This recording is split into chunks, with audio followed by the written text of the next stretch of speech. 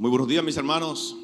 Sean cada uno de ustedes bendecidos en el nombre que es sobre todo nombre, en el nombre de nuestro Señor Jesucristo. En esta mañana, una vez más, estamos más que agradecidos delante de nuestro Dios, porque es un privilegio que Él nos concede de estar aquí, poder nuestros ojos esta mañana abrirse, poder levantarnos y poder estar aquí, dándole el primer lugar a nuestro Dios. Agradecido por cada uno de ustedes que está aquí esta mañana. Y queremos dar también la bienvenida a las personas que nos visitan. Nos sentimos muy contentos, muy gozosos de que usted haya tomado la decisión de estar en este lugar. En este lugar solamente nuestro Dios recibe gloria. En este lugar venimos a ser llenados por Él. Venimos a ser transformados por Él. O sea que estás en el lugar correcto en este domingo 28 de agosto.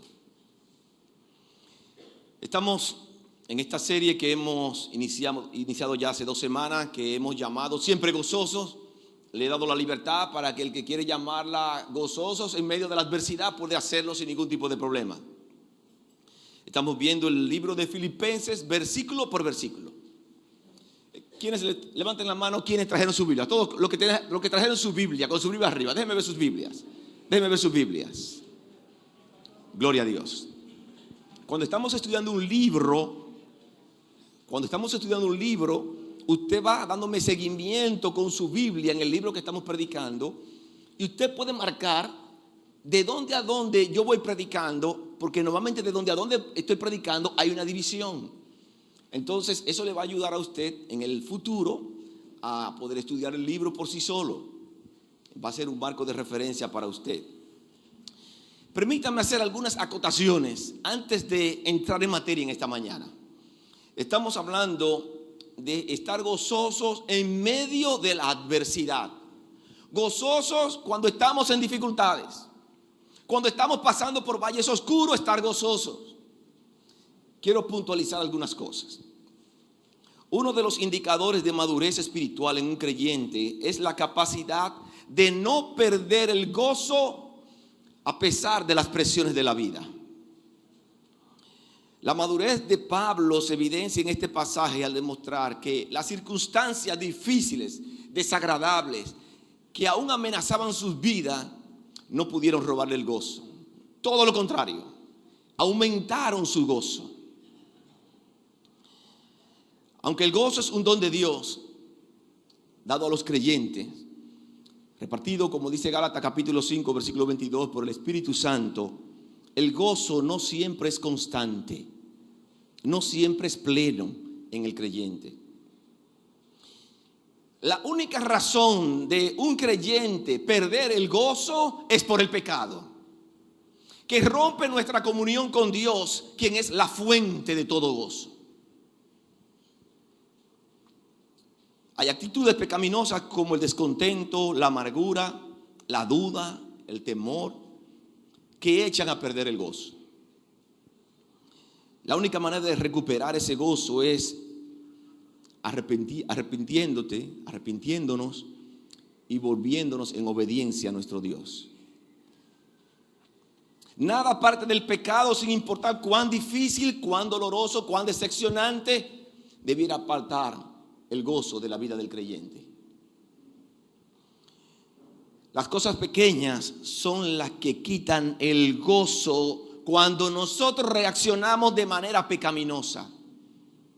Podemos reaccionar cuando nosotros perdemos el empleo, cuando nosotros estamos en dificultades económicas, cuando tenemos problemas relacionales que son muy comunes en los seres humanos. Esto puede llevar al creyente a dudar de Dios. Puede llevar al creyente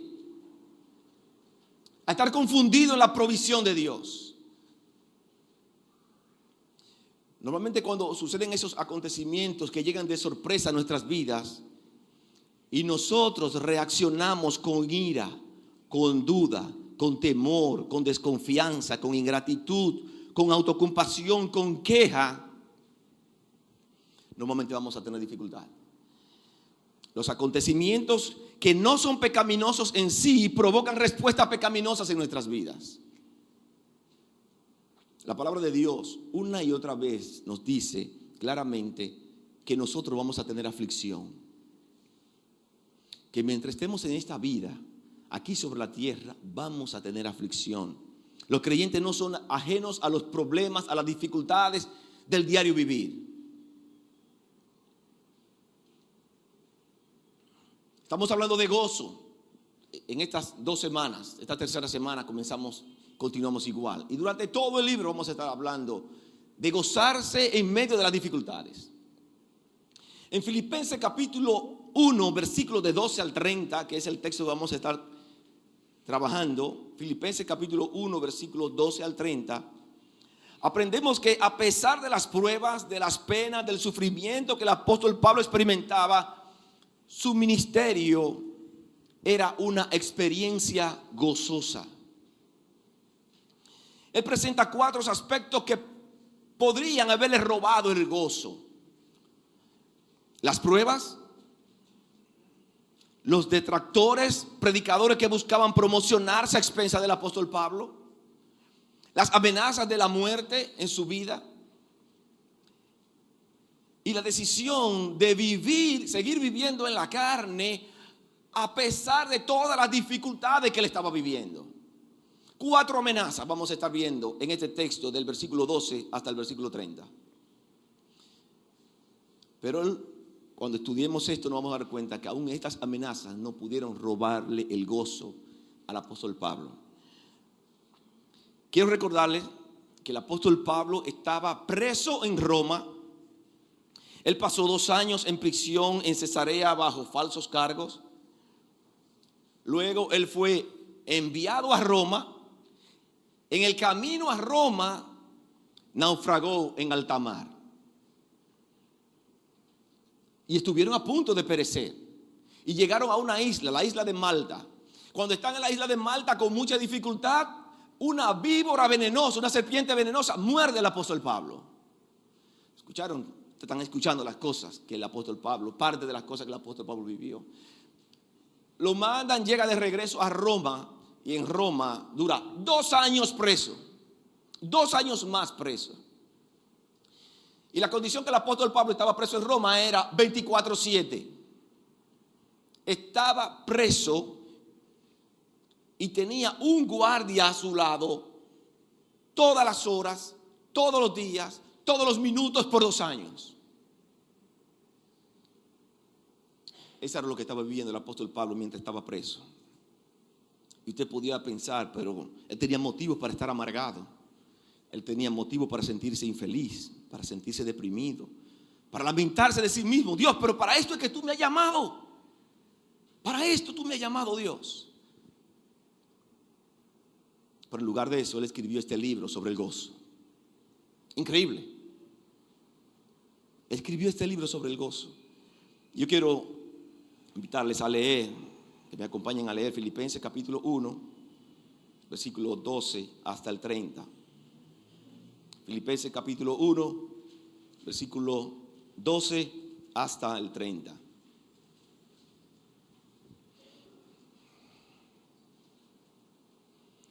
Dice la palabra de Dios: quiero que sepáis, hermanos, que las cosas que me han sucedido han redundado más bien para el progreso del evangelio. De tal manera que mis prisiones se han hecho patentes en Cristo en todo el pretorio y a todos los demás.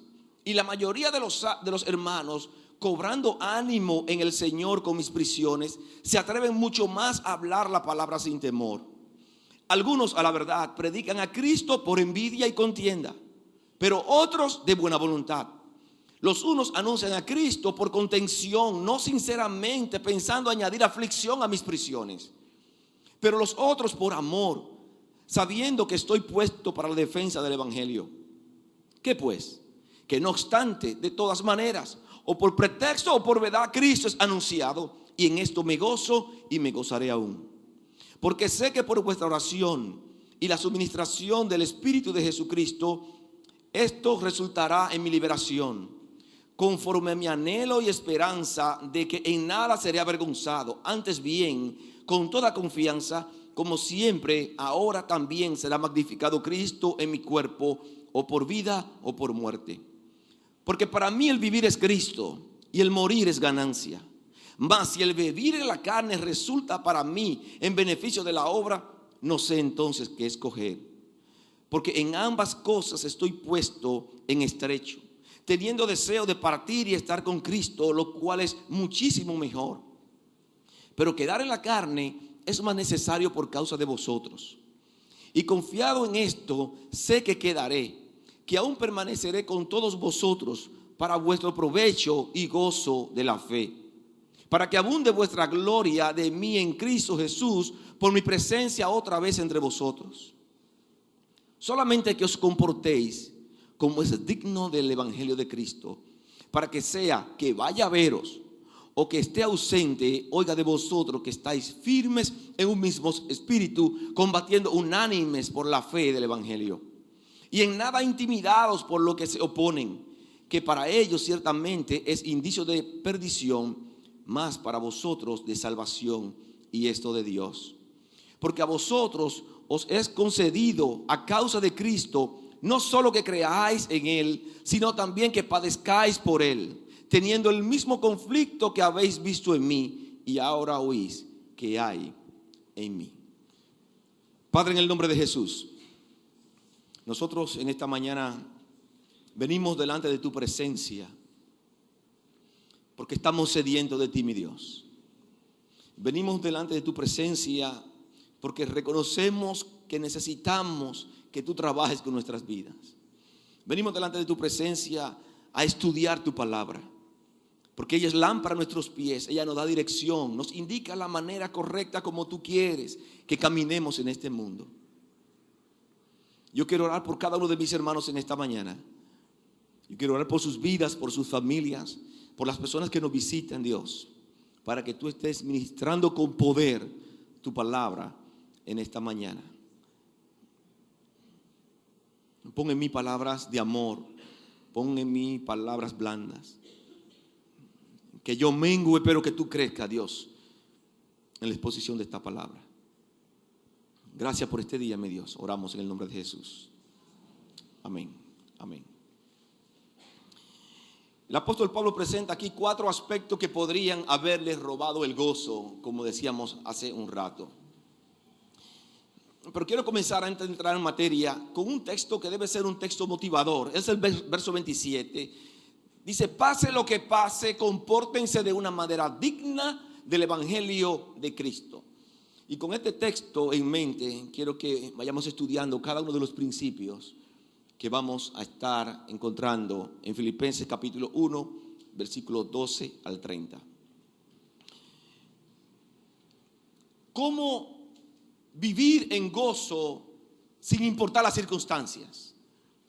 El apóstol Pablo nos está enseñando que yo puedo tener gozo, pase lo que pase en mi vida. En primer lugar, si yo puedo mirar cada problema desde la perspectiva de Dios. Si yo puedo mirar cada problema desde la perspectiva de Dios. Cuando soy capaz de enfocar mis problemas desde la perspectiva de Dios, voy a tener una imagen más completa de lo que Dios quiere hacer en mi vida. Cuando no veo las cosas desde la perspectiva de Dios, posiblemente me voy a desanimar, me voy a frustrar, me voy a volver un infeliz. La realidad es que no importa lo que ocurre en tu vida en el sentido de lo bueno, lo malo, lo agradable, lo desagradable. Dios está desarrollando un plan. Dios tiene un propósito para cada uno de nosotros. Y Dios, en el propósito que tiene para ti, Él toma todos los elementos de tu vida. Y Él dice: yo puedo tomar todos los elementos de tu vida y colocarlo dentro de un plan. Yo puedo tomar tus fallas. Dios puede tomar tus fallas. Dios puede tomar tus relaciones, tus dificultades. Dios puede tomar toda tu vida y colocarlo dentro de un plan, porque Él tiene un propósito especial para ti. Y el apóstol Pablo entendía eso muy, muy claramente. En Filipenses capítulo 1, versículo 12 dice: quiero que sepáis, hermanos, que las cosas que me han sucedido han redundado más bien para el progreso del evangelio. Las cosas que me han sucedido, dice el apóstol Pablo, no me van a desanimar, no me van a hacer perder el enfoque, porque él tenía un motivo para regocijarse. El estar preso no fue un obstáculo a la vida del apóstol Pablo para que su ministerio, su responsabilidad, su compromiso con Dios no se ejecutara. A los ancianos de Éfeso, él le declaró en Hechos capítulo 20, versículo 24. Hechos capítulo 20, versículo 24. Él le dice: pero de ninguna cosa hago caso, ni estimo preciosa mi vida para mí mismo, con tal de que acabe mi carrera con gozo y el ministerio que recibí del Señor Jesús, para dar testimonio del evangelio de la gracia de Dios. A Pablo lo que le importaba era el progreso del evangelio. Pablo no estaba enfocado en él, en sus dificultades. A Pablo lo que le importaba era el plan que Dios tenía para él y que él podía verlo, el propósito que Dios tenía para su vida, y era que predicara la palabra de Dios. Esa palabra progreso que aparece ahí en el versículo 12 no solo describe el avance, sino la superación de los obstáculos.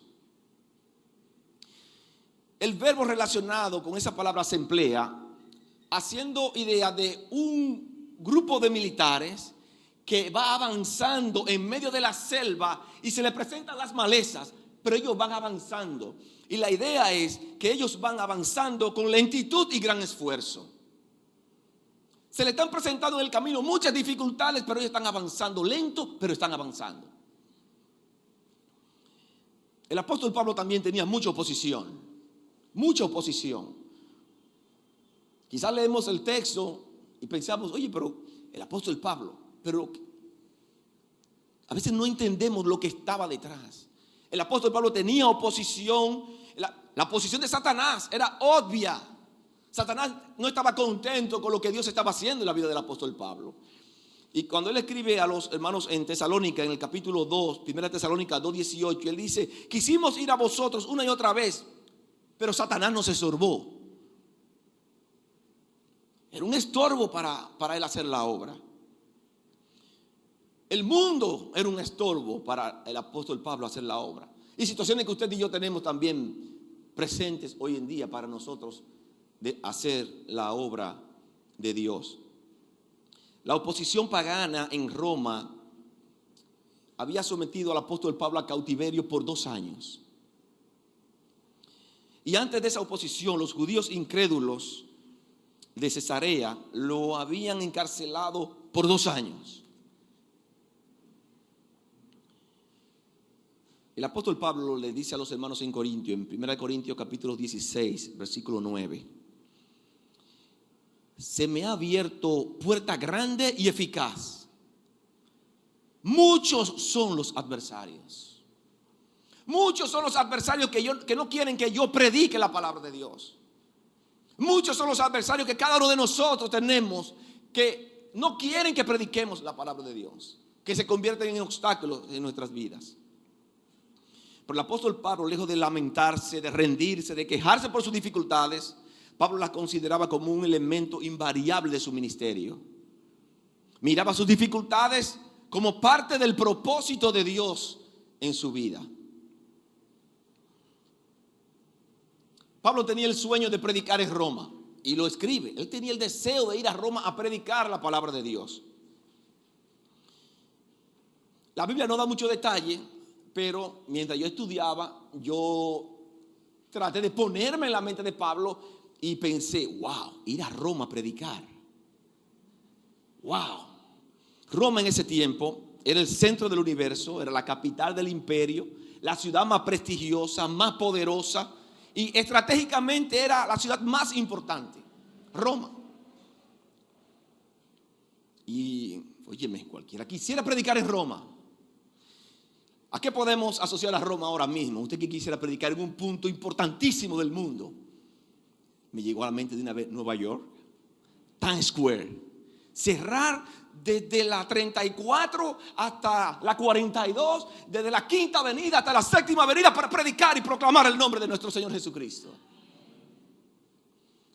Y posiblemente el apóstol Pablo tenía eso en mente, predicar en Roma. Quizá el apóstol Pablo, el texto no lo dice, pero pensó llenar el Coliseo romano, darle un uso correcto al Coliseo romano.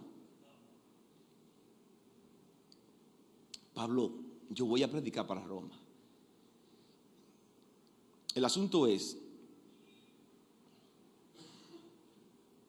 que Pablo tenía en mente una cosa y Dios tenía otro plan para Pablo. Cuando Pablo pensaba que iba a predicar en Roma, Dios le dijo a Pablo: tú vas a predicar en Roma, pero tú vas a predicar como un preso. Tú vas a predicar como un preso del César. Tú vas a ir a predicar. En ese tiempo, el César era Nerón, un déspota, un tipo terrible. Nerón llegó al poder por tretas que hizo su mamá Agripina. Y él era el César, pero quien daba las órdenes por debajo era la mamá. Y llegó un momento que la mamá misma quería matarlo. Y él se dio cuenta y él mató a la mamá. Ustedes están viendo de quién estamos hablando, ¿eh? Y bajo ese hombre estaba el apóstol Pablo preso en Roma por 2 años. Y como decía hace un rato, y quiero repetirlo para que podamos entender el ambiente donde estaba el apóstol Pablo. Él estaba preso en Roma, estaba encadenado. Las cadenas que usaban en ese entonces eran unas cadenas que tenían unos 45-50 centímetros de largo, donde un extremo de la cadena iba a una de las muñecas del apóstol Pablo y la otra cadena iba a la muñeca del soldado. O sea, el apóstol Pablo estaba encadenado todo el tiempo por 2 años a un soldado. Esos soldados normalmente lo sustituían y lo cambiaban cada 2 horas. O sea que el apóstol Pablo en un día de 24 horas tenía 12 soldados que habían pasado a su lado.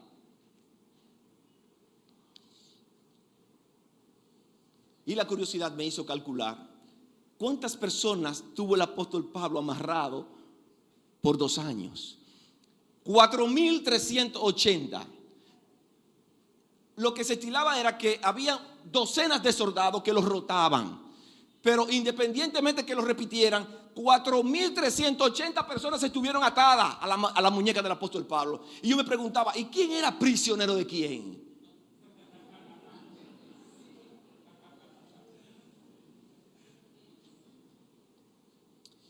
Como resultado del apóstol Pablo estar encadenado, el apóstol Pablo lo que hacía era predicar la palabra de Dios.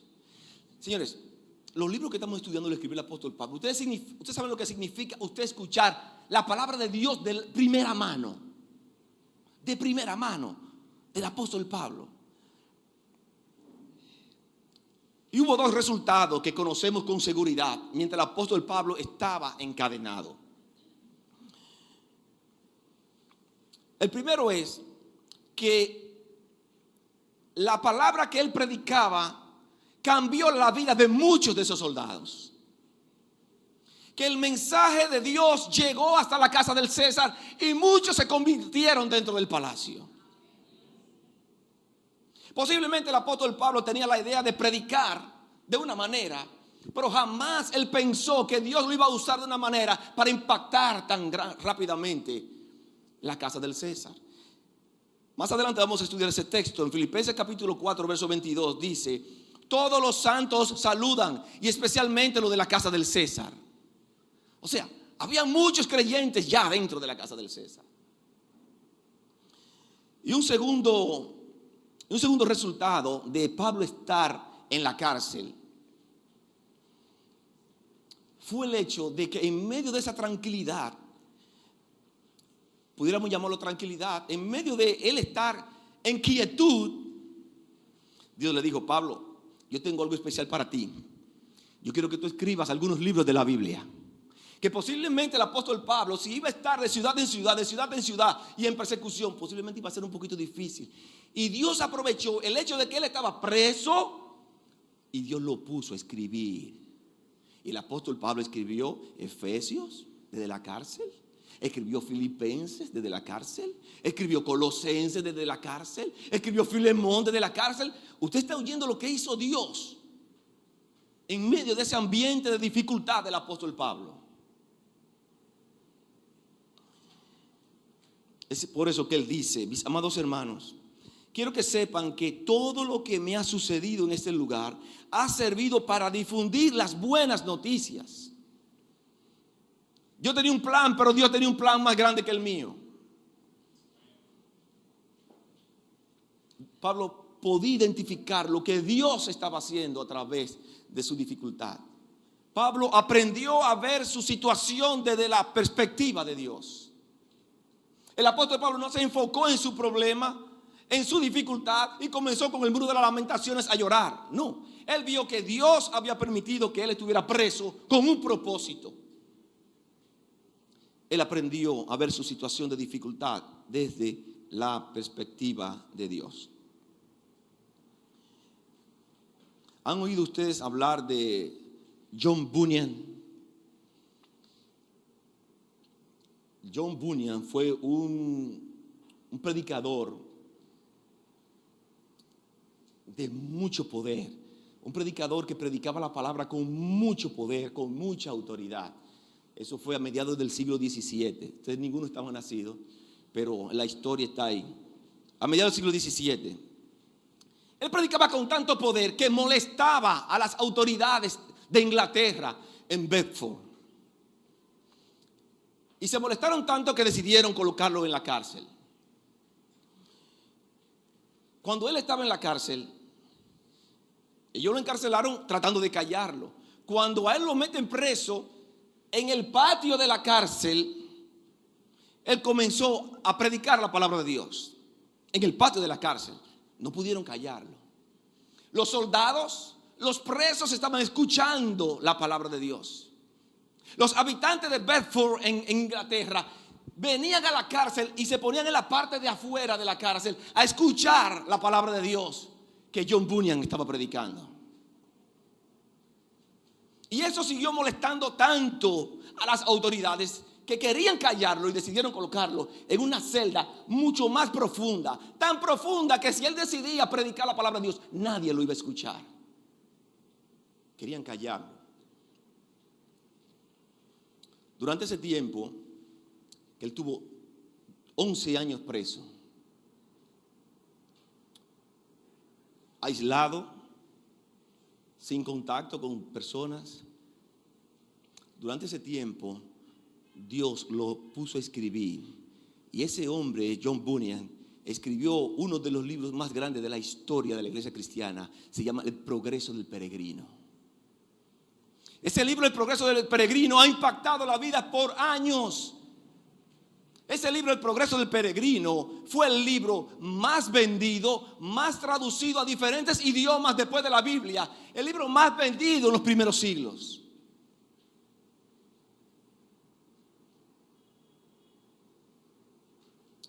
Las personas en ese momento intentaron callar su predicación, pero no pudieron parar su ministerio.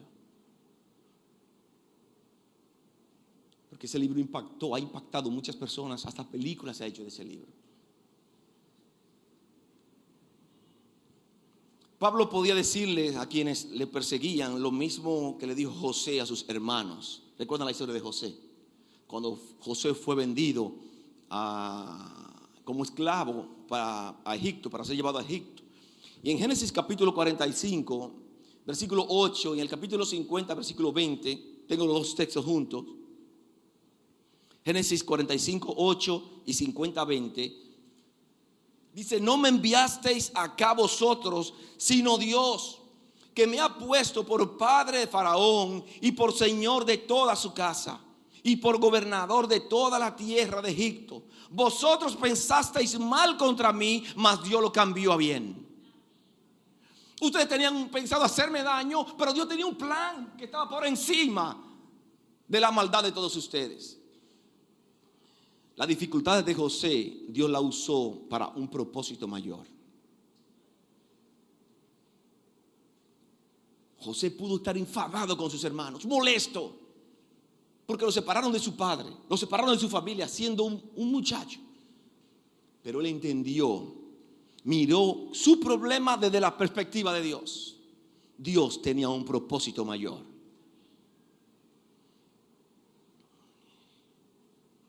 Permítame detenerme por unos segundos en esta parte de la predicación. Yo quiero que usted piense en algún problema que usted está atravesando en estos momentos.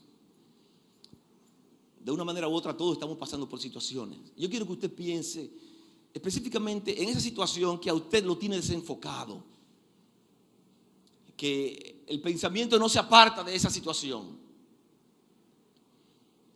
Yo quiero invitarles a que usted cierre sus ojos y quiero que oremos por esa situación. Yo quiero que usted me acompañe y diga en usted: Dios, ayúdame a ver este problema desde tu perspectiva. Ayúdame a ver este problema con los ojos de fe, Dios. Amén.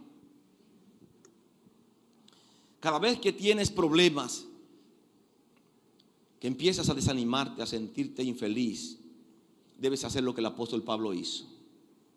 Aprender a verlo desde la perspectiva de Dios. ¿Qué está haciendo Dios? ¿Qué quiere Dios? ¿Hacia dónde Dios me quiere llevar? Entonces tú vas a ser capaz de enfrentarte al problema con fe. Cuando enfrentas el problema con fe, van a ocurrir dos cosas. Dos cosas. Miren lo que ocurrió en la vida del apóstol Pablo. Número uno, es un testimonio para los no creyentes. En primer lugar, es un testimonio para los no creyentes. Miren lo que dice el versículo 13 de Filipenses. De tal manera que mis prisiones se han hecho patentes en Cristo en todo el pretorio y a todos los demás. Ustedes están escuchando lo que está diciendo el apóstol Pablo. De tal manera que mis prisiones se han hecho patentes en Cristo en todo el pretorio y a todos los demás. La actitud del apóstol Pablo había impactado los no creyentes. Esos soldados, esos prisioneros, viendo su pasión, su mansedumbre, su fe, su confianza en Dios. Y me imagino el apóstol Pablo contándole a todos ellos cómo lo que él era, que él era un perseguidor de la iglesia y cómo Dios le había llamado. Y Pablo contándole esa historia fascinante. Ellos entregaron su vida, muchos de ellos entregaron su vida a Jesucristo. El testimonio del apóstol Pablo, ver su dificultad como Dios quería que la viera, impactó la vida de los no creyentes. Pues cada persona aquí, incluida toda la guardia del palacio, sabe que estoy encadenado por causa de Cristo. Esa palabra ahí, pretorio, hace referencia a la casa de guardia, involucrando a los guardias que le cuidaban en ese momento, los guardias del palacio. Y su testimonio había impactado a los no creyentes. Muchas veces usted tiene un problema y hay personas que no son creyentes que están viendo cómo usted reacciona ante su dificultad. Y dependiendo cómo usted reaccione, usted va a impactar esa vida de manera positiva o de manera negativa. Cuando usted está en el trabajo, normalmente las personas en su trabajo saben su dificultad. Aún muchas veces saben los problemas de la pareja. Dependiendo cómo usted se maneje en medio de esa dificultad, usted va a impactar positivamente o negativamente la vida de esas personas que están a su alrededor. Si usted ve sus dificultades desde la perspectiva de Dios, que Dios tiene control, que Él es el soberano, usted va a actuar correctamente y Dios se va a glorificar en medio de esa dificultad. En segundo lugar, es un testimonio para los creyentes. Es un testimonio para los creyentes. Versículo 14. Y la mayoría de los hermanos, cobrando ánimos en el Señor con mis prisiones, se atreven mucho más a hablar las palabras sin temor. Aún los creyentes habían sido impactados positivamente por la actitud del apóstol Pablo.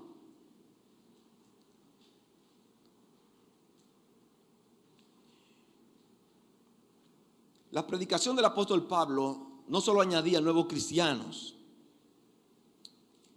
desde afuera de la iglesia, sino que fortalecía y animaba a la mayoría de los hermanos. Posiblemente los cristianos antes de esto eran temerosos, eran tímidos para comunicar el evangelio. Pero la actitud del líder fue positiva.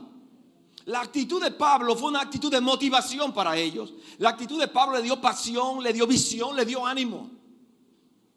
La actitud del líder en este momento fue sumamente importante. La actitud tuya puede ser sumamente importante también. Porque también de la manera como manejas tus dificultades va a afectar a hermanos en la iglesia. Va a afectar positivamente o negativamente a hermanos de la iglesia. Para la gloria de Dios, Dios usó al apóstol Pablo en este caso de una manera gloriosa. Y el ambiente que ellos veían que el apóstol Pablo estaba viviendo, un hombre encadenado, un hombre sufriendo, un hombre con tantas dificultades, pasando tantas calamidades, y ellos lo veían un hombre con una actitud de gozo. Ellos decían, pero esto es extraordinario, y eso los animaba a ellos también para proclamar el nombre de nuestro Señor Jesucristo, para hacer la obra de Dios, para que el evangelio siga progresando. ¿Alguna vez usted ha pensado que Dios quiere utilizar un problema que usted está atravesando en estos momentos para Él glorificarse? ¿Usted cree que su problema es algo fortuito, que llegó porque llegó? ¿O se ha puesto usted a pensar que si usted es un hijo de Dios, a los que aman a Dios, todas las cosas les ayudan a bien?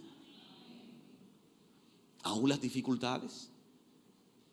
Aún las dificultades, Dios la toma, la coloca en su propósito, en su plan y la usa para nuestro bien.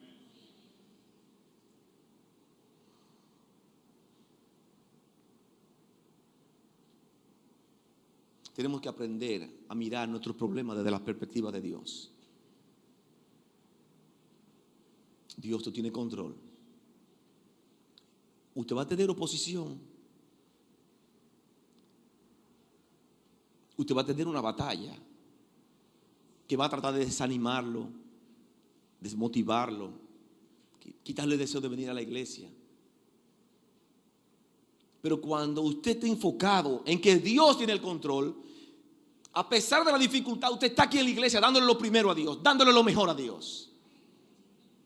Que yo estoy enfermo, me quedé en la casa porque me duele esto, pero el mejor lugar para venir cuando usted está enfermo en la iglesia, aquí que Dios pueda hacer un milagro grande. Aquí es que pueden orar por usted. Si se queda en la casa, se queda solito. Hoy tenemos que aprender a ver cada uno de nuestros problemas desde la perspectiva de Dios.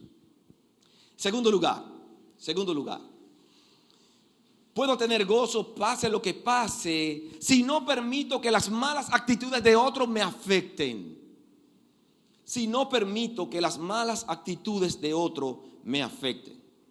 El apóstol Pablo enfrentaba una situación incómoda y era que algunos, con la intención de molestarlo, estaban predicando a Cristo y lo estaban haciendo con el motivo incorrecto. Le mencioné 4 amenazas. La primera amenaza tenía que ver con las pruebas, las dificultades que le estaba pasando. Ahora esta amenaza del versículo 15 al 18 es con los detractores. Esos hombres que están predicando a Cristo, pero están usando un motivo incorrecto. Dice el versículo 15.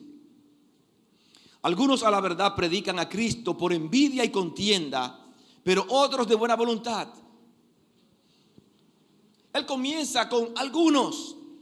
¿Por qué es importante uno destacar esta palabra aquí? Porque en el versículo anterior, versículo 14, leíamos que y la mayoría de los hermanos cobrando ánimo. La mayoría de los hermanos había sido impactado de una manera positiva por la vida del apóstol Pablo. Pero habían algunos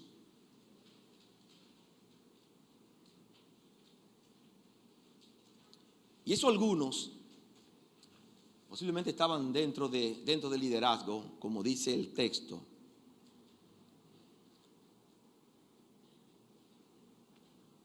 Dentro del liderazgo, quisieron dañar la vida del apóstol Pablo.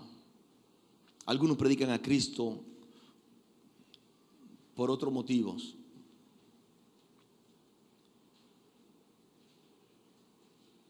Por motivos incorrectos. Él está diciendo, hay personas que están atacando mi ministerio. Hay personas que me están calumniando, que me están juzgando. Están criticando. Y cuando hay críticas, normalmente el chisme es muy frecuente. Algunos a la verdad predican a Cristo por envidia y contienda, pero otros de buena voluntad. Dice otra versión, es verdad que algunos anuncian a Cristo por envidia y rivalidad. Aquí la palabra contienda es la palabra eris en el griego. Y la idea de esa palabra es una persona que le gusta discutir, le gusta la polémica. Según el contexto, es probable que los detractores de Pablo sintieran envidia y celo por el ministerio del apóstol Pablo. Por ejemplo, en la iglesia de Corinto, habían algunos que estaban a favor del apóstol Pablo. Pero habían algunos también que estaban en contra del apóstol Pablo. Cuando él escribe en 1 Corintios capítulo 3, versículo 22, él dice, yo soy de Pablo, yo soy de Apolos y yo soy de Cefas y yo soy de Cristo. Había una división clara. Y de seguro que los que estaban a favor de Pablo posiblemente tenían algo en contra de lo de Cefas y en contra de lo de Apolos. Y había un grupo que posiblemente se puede inferir que se creían la crema innata, los seguidores de Cristo. Yo soy de Cristo.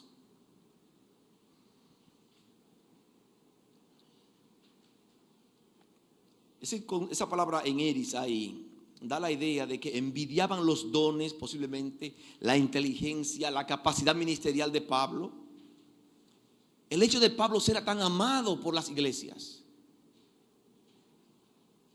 Veían al apóstol como una amenaza a su propia influencia en la iglesia. ¿Por qué Pablo menciona esto aquí? Para notar que la fidelidad al ministerio no solo incluye una sana doctrina, sino también el motivo correcto. El motivo correcto. Lamentablemente en las iglesias han existido siempre aquellos cuya motivación, su deseo es superar a los otros.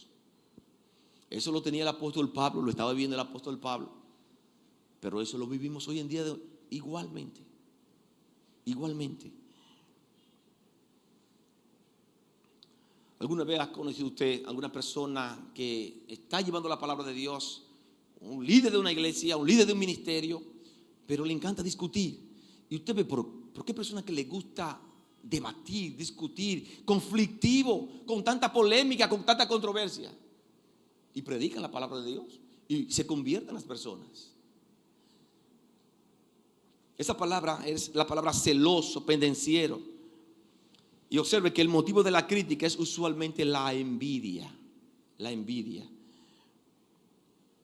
Cuando la gente critica algo, por lo general, están celosos. Y posiblemente esas personas que estaban predicando la palabra de Dios, que el apóstol Pablo hace notar aquí en el libro, posiblemente estaban celosos de lo que Dios estaba haciendo a través del apóstol Pablo.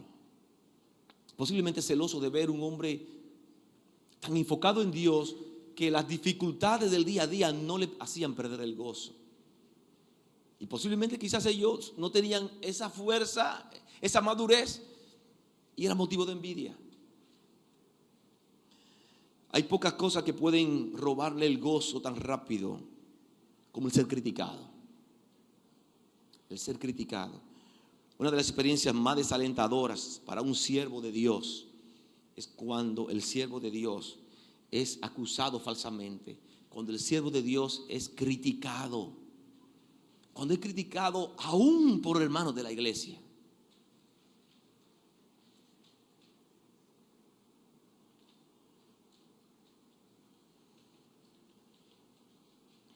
A veces están en ministerio, están difamando, y a veces están en ministerio y no desean que el el trabajo que otro está haciendo para Cristo crezca. Y muchas veces lo hace por envidia. Y el apóstol Pablo estaba viviendo en carne propia estas actitudes que querían robarle el gozo a él. Estos detractores que querían robarle el gozo.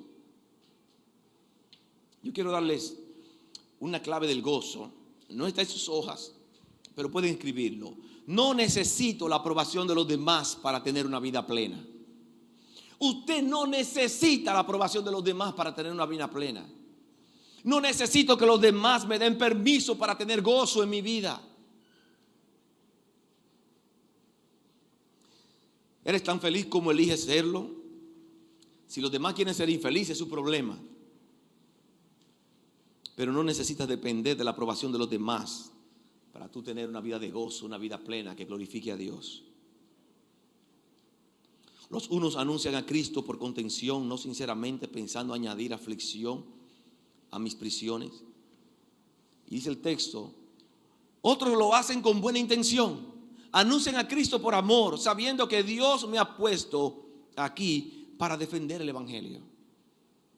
Unos los enfrentaban, pero habían otros que también estaban apoyando el ministerio que el apóstol Pablo estaba haciendo. ¿Cómo sabe usted si alguien está impulsado por su ego? Usted se puede dar cuenta porque siempre pone en mal a la otra persona. Siempre pone en mal a la otra persona.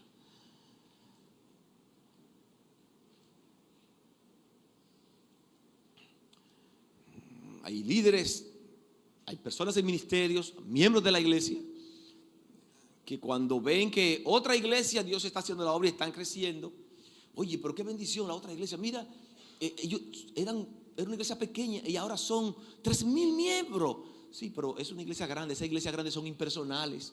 Ahí la gente no se comunica, ahí la gente no tiene pasión una con otros. Siempre hay una crítica detrás. En vez de decir, gloria a Dios, el nombre de nuestro Señor Jesucristo está siendo predicado. El nombre de nuestro Dios está siendo predicado. Los hermanos están haciendo la obra. Vamos a motivarnos nosotros también a hacer lo mismo. No, prefieren criticar. Aquí en la iglesia tuvimos el caso de una hermana que me contaba que ella estaba preparando algo especial para su ministerio. Y ella tenía tiempo planificando para hacer algo bien bonito, muy organizado, hacer camisetas. Había que hacer alguna inversión, pero ella estaba dispuesta a hacerlo de su propio dinero. Y cuando estaba montando todo, se le acerca a una hermana y le dice, hermana, tenga cuidado, hermana, con lo que usted está haciendo, porque a veces uno está en los ministerios y uno lo que quiere es brillar. Dice esa hermana que cuando escuchó esas palabras, eso fue como le hubiesen clavado una puñalada a ella. O sea, ella estaba esperando que la hermana dijera, hermano, venga, yo estoy con usted, vamos a trabajar, vamos a seguir para adelante. No, hermana, tenga cuidado, que a veces uno quiere estar en los ministerios para que lo vean. Hay personas que van a estar criticándolo todo. Hay personas que Satanás lo usa para ser desmotivadores ministeriales. Criticones. Y lamentablemente nosotros como iglesia no somos la excepción. Aquí hay personas que critican lo que hacen los ministerios, lo que hacen los líderes, lo que hacen los líderes de células. Personas que critican.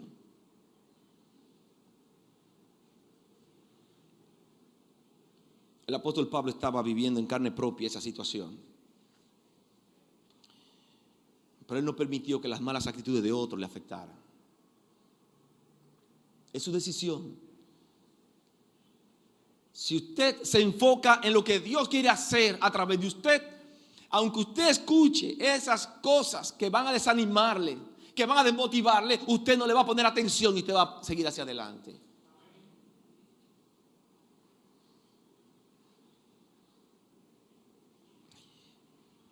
Nosotros, hace un par de años, tomamos la decisión de cambiar el enfoque del culto de oración. Por muchos años tuvimos un culto de oración con pocos hermanos y venían 30, 40 hermanos a orar. Y tuvimos la idea de, vamos a cambiar el enfoque de tener un culto solamente de oración y vamos a tener un tiempo de comunión. Un tiempo de comunión. En ese tiempo de comunión vamos a compartir la cena. Cada hermano traiga algo para comer, lo que va a cenar, y lo que usted trae lo va a compartir con otro. Y es un tiempo donde compartimos los alimentos, es un tiempo donde oramos, es un tiempo donde cantamos, escuchamos las acciones de gracia. Y se ha convertido en un tiempo precioso para la iglesia. Pero ustedes sabían que hay personas que han criticado eso. Personas que están criticando eso. Y yo quiero decirles, mis amados hermanos, que yo digo como Pablo: sea por bebida o por comida, antes éramos 40 y ahora 150. El nombre de nuestro Dios sea glorificado.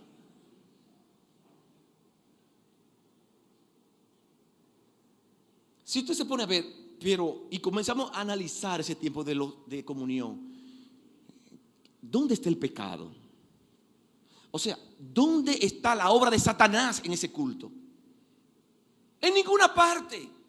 Lo único que los hermanos la iglesia no está poniendo un centavo, los hermanos se están sacrificando, están sacando de su bolsillo, preparando un locrio, preparando un moro para compartirlo con los demás. Eso está haciendo un ejercicio de aprender a compartir los unos con los otros, de comer juntos. Y somos ahora 150 personas que están orando a Dios con poder. Pero hay personas que critican eso. Pero no nos podemos dejar desanimar por lo que critican. Yo doy gracias a Dios por lo que Dios está haciendo en medio de ustedes y lo que Él va a seguir haciendo. Ustedes son una motivación para nosotros para hacer la obra de Dios. El apóstol Pablo estaba viviendo exactamente esta situación que estaban criticando constantemente. Su vida, por envidia, por muchísimas razones. Y yo me pregunto, ¿vamos nosotros a enfocarnos en esas cosas? No, vamos a tener la actitud del apóstol Pablo. El apóstol Pablo no perdió su tiempo enfocándose en las críticas negativas, en las críticas que dañan, en las críticas que paralizan. El apóstol Pablo se enfocó en lo que Dios quería hacer a través de su vida.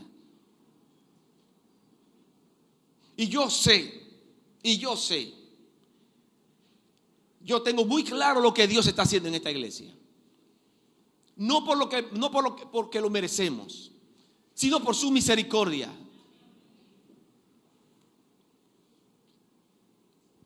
Y en algunos años ustedes van a ver esta iglesia triplicando, cuatruplicando su tamaño. Porque Dios quiere ver hermanos comprometidos. Dios quiere ver personas comprometidas que sean capaces de recibir esas personas que están lesionadas y dañadas afuera y vengan aquí se le ayude, se le ame, se le pase la mano. Ese es el ambiente que Dios quiere lograr. Y si nosotros estamos bien claros en el propósito de Dios para nuestra iglesia, Dios va a permitir que la iglesia crezca. No importa lo que critiquen, cierren sus oídos a lo que critican. Y enfoquémonos